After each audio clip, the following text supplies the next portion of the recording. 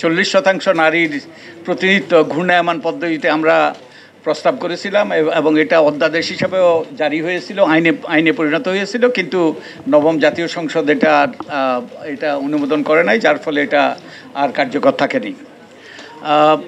যে নারী প্রতিনিধিত্ব, অবশ্যই নারীদের প্রতিনিধিত্ব অর্ধেক হওয়া উচিত, এটাই যৌক্তিক। নারীরা আমাদের জনগোষ্ঠীর অর্ধেকেরও একটু বেশি, কিন্তু যেই প্রতিনিধিত্বই হোক কতগুলো ক্রাইটেরিয়ার ভিত্তিতে হওয়া উচিত। এই যে 7টা ক্রাইটেরিয়া এখানে দেওয়া হয়েছে, আমি নিজেই এগুলো ডেভেলপ করেছি এবং এর ভিত্তিতে আমি আমাদের নির্বাচন ব্যবস্থা সংস্কার কমিশনের যখন আলোচনা হয়েছিল, এর ভিত্তিতে আমরা বিভিন্ন অল্টারনেটিভগুলো বিশ্লেষণ করে আমরা ঘূর্ণায়মান পদ্ধতির পক্ষে আমরা সুপারিশ করেছি।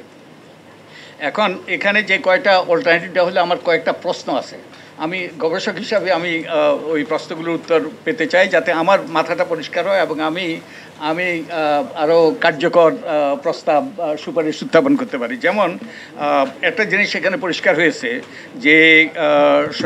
যে নারী বিষয়ক সংস্কার কমিশন, আমারও ধারণা ছিল যে দ্বৈত প্রতিনিধিত্ব হবে, কিন্তু দ্বৈত প্রতিনিধিত্ব হলে যে সমস্যা হলো, ওই যে আমাদের গ্রাম বাংলায় যে কথা আছে, এক ঘরে দুই পীর হইতে পারে না। এবং এখনই কিন্তু এই যে আমাদের যে বর্তমান পদ্ধতিতে আছে, অনেক জায়গায় কিন্তু আমাদের সাধারণ আসনে যারা সংসদ, তারা কিন্তু নারীদেরকে যেতেই দেয় না।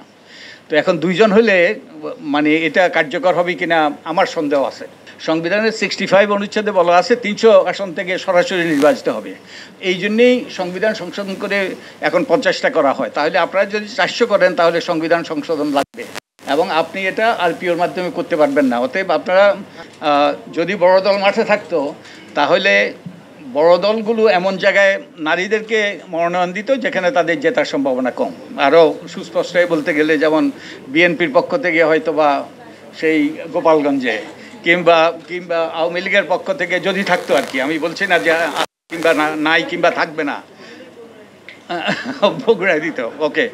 এবং শুধু তাই নয়, তো তাহলে এটা ওই যে বস্তুত এখন কিন্তু যে একটা যেহেতু বড় দল আছে, সবচেয়ে বড় দল, এই দল সর্বতভাবে এটা প্রতিহত করার চেষ্টা করবে, এটা বিরোধিতা করার চেষ্টা করবে। আপনি 33% মনোনয়ন দিলেন, কিন্তু কতজন জিতে আসতে পারবে সেটা প্রশ্ন। তা আপনি কি 33% জিতে আসবে নাকি 10 জন জিতে আসবে? অতীতের কিন্তু আমাদের ইতিহাস কিন্তু ভালো না। অতীতের ইতিহাস অত্যন্ত কি বলে নেতিবাচক। তো আমরা যেটা প্রস্তাব করেছি, আর ওই যে সংবিধান সংশোধন কমিশনের পক্ষ থেকে যেটা প্রস্তাব করা হয়েছে, 3 আসনের ভিত্তিতে 1 আসন।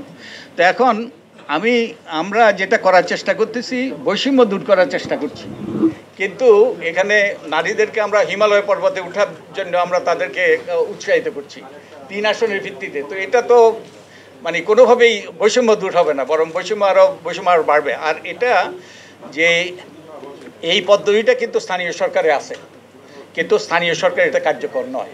এবং আমি এটা স্টাডি করেছি 1997 সালে, যখন 3 আসনের ভিত্তিতে একটা আসন যে ইউনিয়ন পরিষদে যখন এই বিধানটা যখন বাস্তবায়িত হলো, হাজার হাজার নারী, বহু নারী নির্বাচনে অংশগ্রহণ করেছে। এখন দিন নারীর এই প্রতিদ্বন্দ্বিতার হার দিন কমে যাচ্ছে, কারণ এই ব্যবস্থাটা কার্যকর হয় নাই।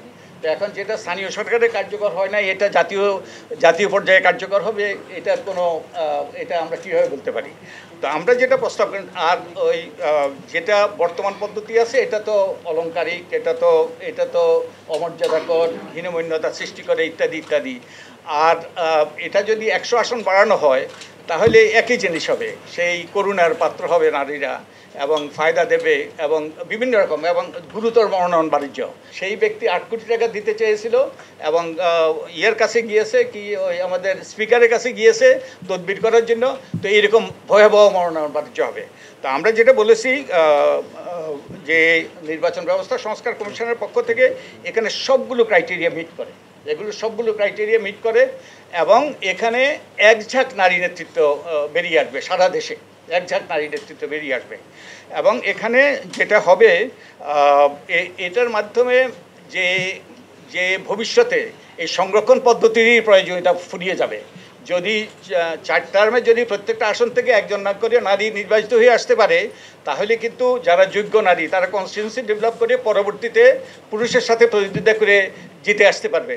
এবং ভারতের যেটা অভিজ্ঞতা, আমি এখানে তথ্যগুলো আনি নাই, ভারতে অনেক জায়গায় যেখানে 33% নারীদের প্রতিনিধিত্ব আছে এই সংরক্ষণ, কিন্তু বাস্তবে 50%-এর বেশি। কারণ যখন সংরক্ষণ চলে যায় সাধারণ আসনে পরিণত হয়, তখন কিন্তু সাধারণ আসন থেকে নারীরা সরাসরি নির্বাচিত হয়ে আসতে পারে। এটা যদি একটু বলেন যে মানে এটা যদি সত্যি ইমপ্লিমেন্ট করা সম্ভব হয় সেটা কিরকম সময় লাগতে পারে, কারণ এটাই কিন্তু আইডিয়ালি আমরা যে পর্যায়ক্রমে বলছি সেটাও এটাতেই যেতে চাচ্ছি, কিন্তু এই মানে যেহেতু এই টাইমলাইনের মধ্যে আসলে সম্ভব কিনা সেটাই আমাদের একটা দ্বিধার জায়গা ছিল। এই টাইমে এবার যদি না হয় আর কোনোদিন হবে না। কারণ যেটা আমি আমার বলতে দেন, কারণ হলো এখানে বিরোধিতা আসবে পুরুষদের কাছ থেকে যাদের কনস্টিটিউয়েন্সি ডেভেলপ করছে। তো এবার প্রথমবার যে অনেক নূতন এমপি নির্বাচিত হবেন যারা দাবি করতে পারবেন না যে তাদের কনস্টিটিউয়েন্সি আছে। তো এখন যদি না হয়, পরবর্তীতে যখন কনস্টিটিউয়েন্সি ডেভেলপ করবে আর বিরোধিতা আসবে, গণভোটের ব্যবস্থা করতে পারি, যদিও আমাদের প্রধান উপদেষ্টা ruled it out, maybe he May change his mind. Delimitation এমনিই লাগবে, কারণ ডিলিমিটেশন যেটা বিএনপির কথা যদি শুনেন আপনারা, 2008 সালে তাদের দাবি হলো তাদেরকে হারিয়ে দেওয়া হয়েছে এই ডিলিমিটেশন করে, তাদেরকে হারিয়ে দেওয়া হয়েছে, উদ্দেশ্য প্রণোদিত দিতে পারবে, তাই ডিলিমিটেশন করতেই হবে। তো এখন ডিলিমিটেশন আপনি 300 আসনে করেন আর 400 আসনে করেন, ডিলিমিটেশন করতে হবে এবং এটার জন্য সময় লাগবে, অবশ্যই কয়েক মাস সময় লাগবে।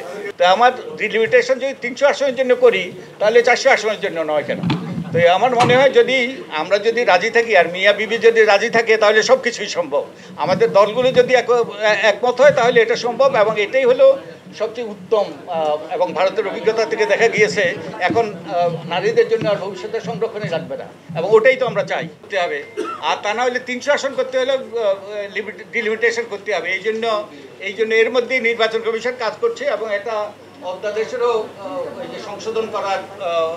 সংশোধন করা হয়েছে, এটা অধ্যাদেশ জারি হইতে হবে।